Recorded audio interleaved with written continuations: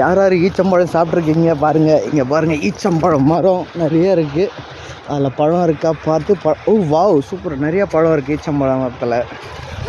இது மாதிரி யாராவது சாப்பிட்ருக்கீங்களா? அப்படியே கருப்பு கருப்பாக இருக்குது பாருங்கள். பாம்பு கிம்பு இருக்க போது உள்ள. வாவ், ஈச்சம்பழம் சின்ன வயசில் சாப்பிட்டது, அதோடு இப்போ தான் சாப்பிட்றேன். நிறைய பறிக்க முடியல. ஐயோ கீழே விழுது. வாவ், இதுதான் ஈச்சம்பழம். சூப்பராக இருக்கும், டேஸ்ட்டாக அருமையாக இருக்கும். ஈச்சம்பழம் எவ்வளோ கருப்பாக நிறைய பழமாக இருக்குது. நிறைய ஈச்சமரம் இருக்கு. பட் சாப்பிடுதான் டைம் இல்லை.